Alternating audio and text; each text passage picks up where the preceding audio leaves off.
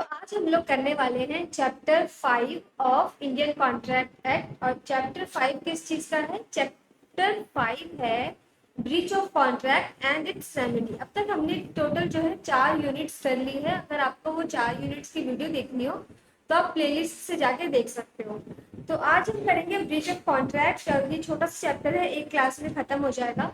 Breach of contract का मतलब क्या होता है? ब्रीच ऑफ कॉन्ट्रैक्ट का मतलब होता है कि failure of one party to perform, यानी कोई एक पार्टी जो है ना वो परफॉर्म नहीं कर पा रही अपना जो भी कॉन्ट्रैक्ट उन्होंने डिसाइड किया है वो। तो failure of one party to perform, ये हमारा हो जाएगा इसका कीवर्ड। ठीक है। उसके बाद फेलियर जो है ना वो 2 टाइप के हो सकते हैं। पहला हो सकता है कि एक्चुअल में फेलियर हो चुका है, यानी जब परफॉर्मेंस का टाइम आया तो उस टाइम पार्टी ने क्या किया, अपना कंसंट्रेशन नहीं पूरा किया, अपना जो परफॉर्मेंस था वो कंप्लीट नहीं किया। सेकंड होता है कि सेकंड है एंटीसिपेटरी, मतलब उससे अभी टाइम आया नहीं है परफॉर्मेंस का, बट पहले से ये चीज पता चल चुका है कि वो परफॉर्म नहीं करने वाला है। ये भी 2 तरीके से हो सकता है। पहला तो भी इसने क्लियर कट क्या कर दिया, कम्युनिकेट कर दिया, क्लियरली स्पोकन और कम्युनिकेटिंग।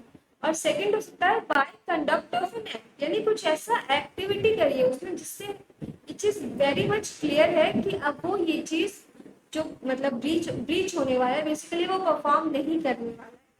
फॉर एग्जाम्पल हम लोग लेते हैं कि अगर हमारे पास जो हमारा सुपर स्पेशल एग्जाम्पल होता है शाहरुख खान एंड सलमान खान का, तो इसमें शाहरुख खान ने क्या किया, सलमान खान को से कॉन्ट्रैक्ट किया कि मैं तुझे क्या करूंगा, 30 डेज के बाद अपना हॉर्स बेचूंगा, वो भी कितने में, 10 लाख रुपीज में। ठीक।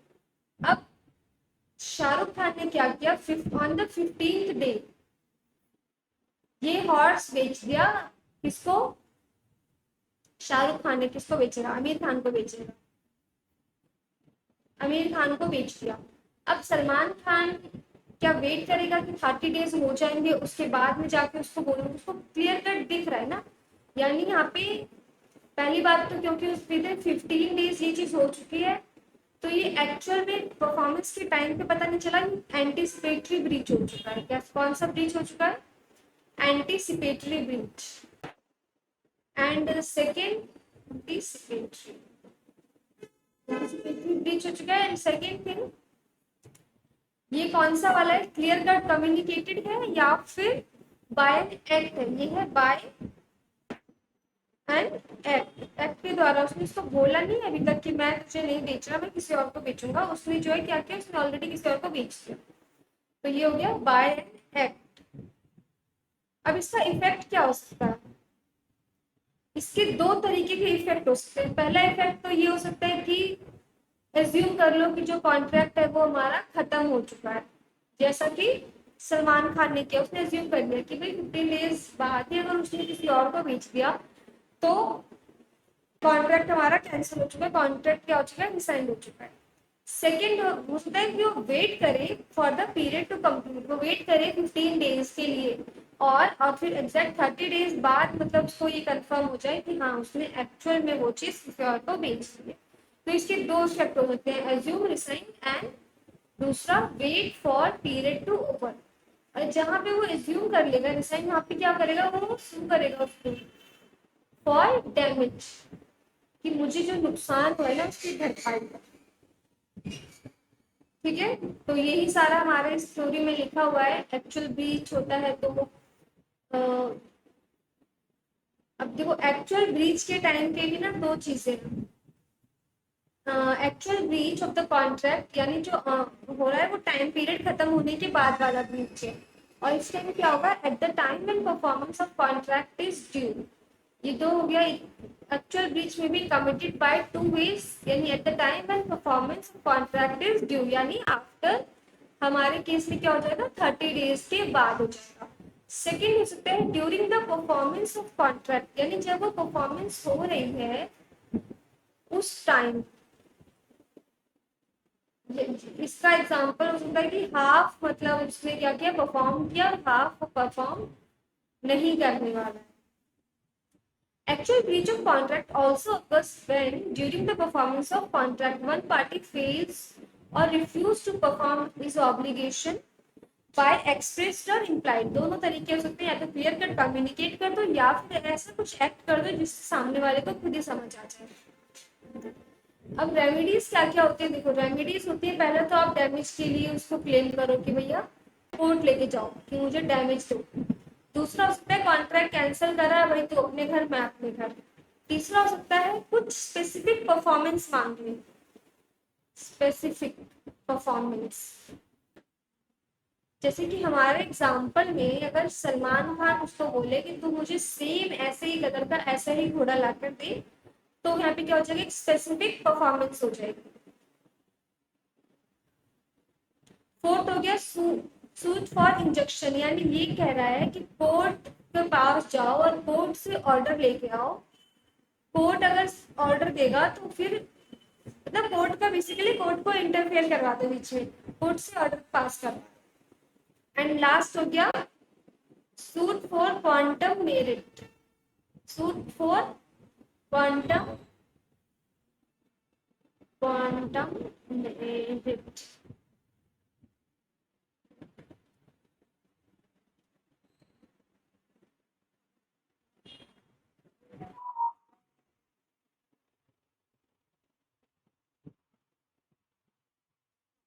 अब इसमें हमारे पास है damages.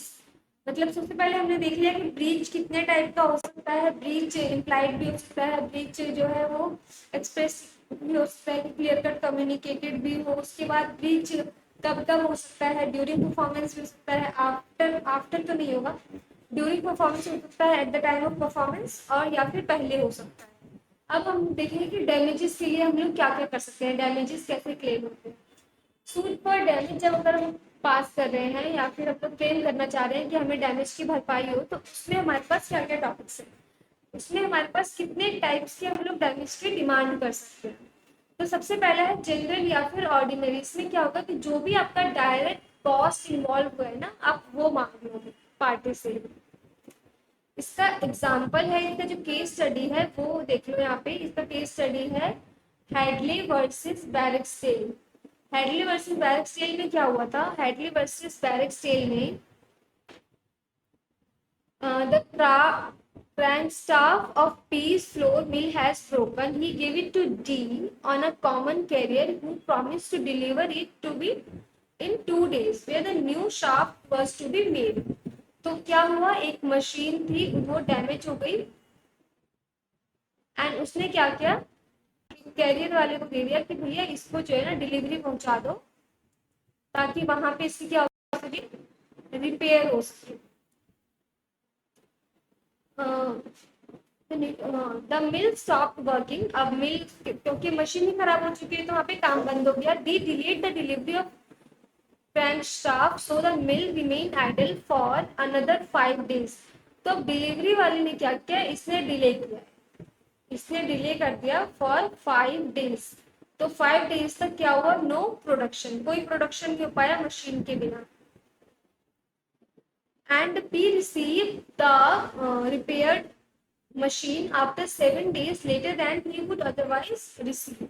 Consequently, P sued D for the damage not only for the delay in delivery, the broken part, but also for the profit and loss he suffered. यानी यहाँ पे क्या हुआ, यहाँ पे उसको दो तरीके का नुकसान हो गया। एक तो डिले, डिले के लिए उसने डैमेज क्लेम किया, डिले डैमेज, एंड सेकेंड जो 5 दिन काम नहीं होने के कारण उसको प्रॉफिट का नुकसान हुआ ना, यानी profit and loss due to non production, वो भी यहाँ पे उसने क्या कर दिया, उससे क्लेम कर दिया। तो यहाँ पे दो डैमेज क्लियर होगा। तो इसका जो कंक्लूजन था कोर्ट में ये निकाला कि यहाँ पर पी ने क्लियरली ये मेंशन नहीं किया था अपने कॉन्ट्रैक्ट में कि उसको जो है कौन कौन से टाइप के डैमेजेस देने पड़ेंगे। अगर ब्रीच होता है तो उस केस में उसको प्रॉफिट एंड लॉस का कोई डैमेज नहीं मिला, और सिर्फ डिले के कारण जो तो डैमेज वो मिला। तो यहाँ पे कौन सा डैमेज मिला, यहाँ पे जनरल जो आपका जनरल या फिर ऑर्डिनरी जो सूट है वो वाला अप्लाई हो गया। सेकंड होता है स्पेशल डैमेज। स्पेशल डैमेज में क्या होता है कि कॉन्ट्रैक्ट में ना ऑलरेडी मेंशन होता है कि अगर किसी तरह का ब्लीच होता है तो मुझे ये चीजें मिलनी चाहिए, और वो चीजें उसको मिलती क्योंकि वो ऑलरेडी मेंशन। फिर है विंडिक्टिव और एग्जेम्पलरी। विंडिक्टिव और एग्जेम्पलरी जो डैमेज है वो सिर्फ और सिर्फ दो केसेस में हो सकता है। फर्स्ट होता है मैरिज के केस में, और सेकंड होता है आपका जो चेक बाउंस हो जाता है, अगर वो गलत तरीके से, मतलब एक्चुअल में वो चेक बाउंस हुआ नहीं, बट वो क्या हुआ, बैंक की गलती के कारण बैंक ने ऐसा शो कर दिया कि चेक बाउंस हो चुका है। तो इन दोनों ही केस में क्या होता है, इन दोनों ही केस में थोड़ा इमोशनल एंगल होता है कि अगर आपने किसी से शादी का वादा किया, उसको आपने लीगली इन्फोर्स करने का भी सोच लिया, तो वो सोशल कॉन्ट्रैक्ट तो रहा नहीं। और इस केस में क्या होगा, इस केस में जो आपको डैमेज मिलेगा वो विंडिक्टिव या फिर एग्जेम्पलरी डैमेज मिल सकता है। सेकंड से मैंने एग्जांपल बता दिया चेक वाला। अब है नॉमिनल। नॉमिनल डैमेज क्या होता है, नॉमिनल डैमेज मतलब ये एक्चुअल में कोई डैमेज नहीं है, ये सिर्फ जस्टिफाई करता है कि चलो भाई लॉ मेंटेन रहे, लॉ एंड ऑर्डर रहे, इसके लिए। आपने देखा होगा कई बार क्या होता है कि जो कोर्ट में लॉयर्स होते हैं ना, उन पे या फिर जज पे, यूजुअली लॉयर्स पे लगाए जाते हैं, एक एक रुपए का फाइन लगाया जाता है। उस एक रुपए से सरकार का कोई खजाना नहीं भरने वाला है, लेकिन ये क्या है, ये सिर्फ एक नॉमिनल डैमेज शो करने के लिए कि नॉमिनल हम लोगों ने इसमें चार्ज किया है, उसके लिए इस तरह के चार्जेस लगाए जाते हैं। फिर लास्ट है हमारा प्रीफिक्स्ड। प्रीफिक्स्ड भी सेम हो गया कि ये कॉन्ट्रैक्ट में ऑलरेडी मेंशन है कि ये चीज आपको डैमेज में देनी है।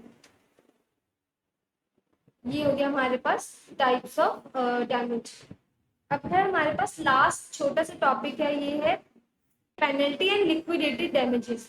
पेनल्टी एंड लिक्विडेटेड डैमेजेस क्या होते हैं, as per Indian law in दोनों में कोई डिफरेंस नहीं, ठीक है। इंग्लिश लॉ के अकॉर्डिंग डिफरेंस है, इसलिए इंग्लिश लॉ वाला वैसे भी हम पे एप्लीकेबल नहीं है, तो हमें वो देखने की जरूरत नहीं है। इसमें कहना क्या चाहता है, इसलिए कह रहा है पेनल्टी एंड लिक्विडेटेड डैमेज का मतलब कि जो अमाउंट ऑफ डैमेज होने वाला है ना, वो आपका कभी भी एक्चुअल कॉन्ट्रैक्ट का जो सम एश्योर्ड है, यानी अगर जैसे कि हमने घोड़े वाला एग्जांपल दिया कि वो 10 लाख में घोड़ा बेचना चाहता है, तो 10 लाख से ऊपर कभी भी आपका डैमेज जा ही नहीं सकता, ठीक है। Penalty and liquidated damages. अब है difference between liquidated damage and penalty. And last में हमारे पास छोटा सा टॉपिक है अदर रेमेडीज। कितना छोटा छोटा टॉपिक बोलती रहती हूँ ना मैं, कि मतलब छोटा सा टॉपिक है, छोटा सा टॉपिक है, छोटा सा टॉपिक है, बोल बोल के पूरा चैप्टर खत्म करवा दिया। So proud of you. चलो लिक्विडेटेड। लिक्विडेटेड में क्या होता है, लिक्विडेटेड में एक्चुअल में ना सम जो होता है ना वो कम होता है, सम इज लेस। बट पेनल्टी कब लगाई जाती है, जब सम पेबल जो है वो बहुत ज्यादा, तो उस केस में क्या होता है, पेनल्टी लगा के भाई काम चला देते हैं। सेकेंड है लिक्विडेटेड, क्या होता है, genuine pre estimate of damage होता है, यानी लिक्विडेशन के केस में, लिक्विडेटेड डैमेज के केस में, ये हमेशा जो आपका सम है, जो कॉन्ट्रैक्ट मनी है, उसके आसपास ही रहने वाला है, क्योंकि सम छोटा है तो हमने डायरेक्ट सम चार्ज करने के लिए बोल दिया। दूसरा क्या होता है, genuine pre estimated of damage, जितना भी डैमेज है उसका प्री एस्टिमेट लगाया जा सकता है। कि पेनल्टी की कब लगाई जाती है, जब सम एश्योर्ड बहुत ज्यादा है, या फिर payment was not done on certain date, उस केस में। अब अदर रेमेडीज क्या क्या है, अदर रेमेडीज हम लोगों ने देख ही लिया। पहला था स्किन, यानी कि अग्रीम पार्टी जो है, जिस पार्टी का नुकसान हुआ है ना, वो ये सोचे कि भाई छोड़ो यार, कितना इसके पीछे पड़े रहेंगे, अपना काम करते हैं, ठीक है, अपना आगे बढ़ते हैं, और इसलिए वो क्या करेगी, कॉन्ट्रैक्ट को रिस्किंग कर देगी और आगे कहीं और चली जाएगी। समझ रहे हो, आपने किया अपनी बंदी को, तो नहीं, आपने खूबसूरत लड़की को प्रपोज किया, उसने मना कर दिया साफ से। अब आप क्या करोगे, उसके पीछे पड़े रहोगे या आगे बढ़ोगे, आगे बढ़ोगे ना यार, और भी ऑप्शन है। तो ये होता है रिस्किंग द कॉन्ट्रैक्ट। सेकेंड हो गया क्वांटम मैरिज, जो हमने पढ़ा था। क्वांटम मैरिज मतलब एप्रोप्रिएट वर्क डन, यानी जितना आपने लगता है आपने काम किया है उसके हिसाब से आपको क्या मिल जाए, कंपनसेशन मिल जाए। फॉर एग्जाम्पल हम लेते हैं, जैसे शाहरुख खान और सलमान खान वाला एग्जाम्पल ले रहे हैं, कि शाहरुख खान ने सलमान खान को घोड़े बेचने की बात करी, तो सलमान खान ने क्या किया, पूरा बड़ा सा अस्तबल बना दिया, पार्क बना दिए, नौकर चाकर हायर कर दिए जो उसकी सेवा करेंगे। तो अब यहाँ पे क्या हो रहा है, यहाँ पे जब वो डैमेज की डिमांड करेगा तो कितनी डिमांड करेगा, क्वांटम मेरिट, मतलब एप्रोप्रिएट वर्क जितना डन किया था वो। इसका एक और एग्जांपल ले सकते हैं हम लोग कि जैसे हम लोग किसी कॉन्ट्रैक्टर को हायर करते हैं प्लॉट वगैरह बनाने के लिए, मकान बनाने के लिए, तो हम चाहे तो ये बोल सकते हैं ना कि जितना उसने काम किया है उसके बेसिस पे उसको क्या कर दी जाए, पेमेंट कर दी जाए। लास्ट में सूट फॉर इंजेक्शन ये हुआ कि हम कोर्ट के पास गए कि ये ऐसा ऐसा कुछ करने वाला है तो आप ऑर्डर दे दो ताकि वो ऐसा कुछ ना हो, यानी कोर्ट में issue order to restrain from doing some act, कुछ काम करने से रोक सकता है या कुछ काम करने को कोर्ट बोल सकता है। Nice, done.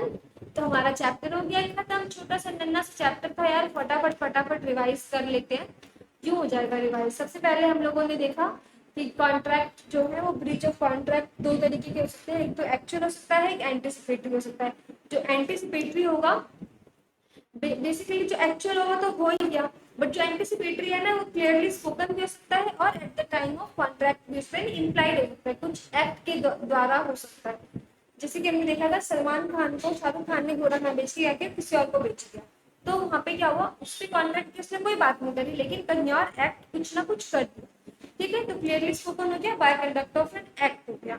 उसके बाद इफेक्ट क्या होता है? इफेक्ट होता है कि आप मान के चलो, एज्यूम कर लो कि कॉन्ट्रैक्ट खत्म हो चुका है, या फिर आप वेट करो 30 डेज, यानी जो पीरियड है वो खत्म होने का। मे बी नेक्स्ट पार्टी कुछ और सोच रही हो सकता है शाहरुख खान ने क्या किया, किसी और को बेचा ना हो और सिर्फ इसको 15 दिन के लिए रेंट पे दिया हो, फिर वो वहां से वापस ले आता और फिर क्या करता है, वो सलमान खान को बेच देता। पॉसिबिलिटीज है ना, तो बस वेट करो, या तो कि क्या पता शायद बाद में कुछ बात बन जाए, नहीं तो नहीं लगा ऐसा कुछ तो उसी टाइम डिसीजन मानो और फिर सू कर दो। सू फिर हमारे पास एक फिर छोटा सा इसके बाद क्या टॉपिक आया था, इसके बाद टॉपिक है सूट फॉर डैमेज। इसमें कई तरह के डैमेजेस हो सकते हैं। पहला है जनरल या ऑर्डिनरी सूट मारते हैं हम लोग, जो कि एक्चुअल कॉस्ट के बेसिस पे होता है। दूसरा होता है स्पेशल डैमेज। स्पेशल डैमेज क्या होता है, कॉन्ट्रैक्ट में मेंशन होता है बेसिकली। थर्ड आपके पास होता है विंडिक्टिव और एक्सेम्पलरी। ये मतलब बहुत अलग टाइप के डैमेज हुए। ये डैमेज सिर्फ दो केस में ही एप्लीकेबल है, पहला मैरिज कॉन्ट्रैक्ट के केस में और दूसरा जो है इनरेगुलर या इनकरेक्टली डिसऑनर्ड चेक के केस में, क्योंकि वहाँ पे मान हानि का दावा कर सकता है पार्टी की, भाई मेरी इज्जत, मेरी रेपुटेशन का सवाल है ना कि तुम लोग 4 लोगों के बीच में मेरी इज्जत खराब कर दो। ये फिर नॉमिनल, यानी कोई चार्ज नहीं है, एक्चुअल में कोई कॉस्ट नहीं है, लेकिन सबक सिखाने के लिए ऐसा करना जरूरी है। मतलब कोई ना कोई तो मूवी है इस पे बेस्ड, जो कि मुझे याद नहीं आ रही। लास्ट प्री फिक्स्ड कब होगा, जब कॉन्ट्रैक्ट में ऑलरेडी मेंशन होगा। उसके बाद पेनल्टी एंड लिक्विडिटी डैमेजेस देख लिया, और फिर हम देखा अदर रेमेडी, जिसमें हो सकता है रिसेंड ऑफ कॉन्ट्रैक्ट, यानी रिसेशन ऑफ कॉन्ट्रैक्ट। मतलब जब भी पार्टी ये डिसाइड कर सकती है ओनली कि हाँ चलो कॉन्ट्रैक्ट हो गया खत्म, बाढ़ में जाए, मैं अपना आगे बढ़ता हूँ, जैसे कि आपको मैंने बड़े से एग्जाम्पल दिया था। दूसरा उसका है क्वांटम मेरिट। क्वांटम मेरिट में क्या होगा कि अप्रोप्रिएट जो आपने काम किया है उसके बेसिस पे आपको क्या मिल जाए, डैमेज मिल जाए। लास्ट होता है सूट फॉर स्पेसिफिक परफॉर्मेंस, यानी भाई मुझे यही करना है, तुम यही करके मुझे तो, यानी आपने क्या किया, स्पेसिफिकली बता दिया। And last suit for injunction, यानी कोर्ट से ऑर्डर पास करवा लिया कि भाई उसको ऑर्डर दे दो या तो वो ये काम करे या वो ना करे, ताकि कोई हमारा ब्रीच ना हो। तो हमारा चैप्टर होता है खत्म। हम नेक्स्ट क्लास में देखेंगे चैप्टर नंबर 6, यूनिट नंबर 6, जो कि बात करता है किस चीज की, जो कि बात करता है कॉन्टिंजेंट एंड क्वाशी कॉन्ट्रैक्ट की, दो कॉन्ट्रैक्ट की डेफिनेशन, दो कॉन्ट्रैक्ट की मीनिंग्स एंड एसेंशियल चीजें पढ़ेंगे, और फिर हम चलेंगे उसके नेक्स्ट चैप्टर के लिए। तब तक के लिए जल्दी से फॉलो कर लिया, तुम लोग फॉलो नहीं करते हो, फॉलो कर लो, सब्सक्राइब कर लो, लाइक कर दो, शेयर कर दो, कमेंट करो। कुछ और इम्प्रूवमेंट चाहिए तो वो भी मुझे कमेंट में जरूर बताना।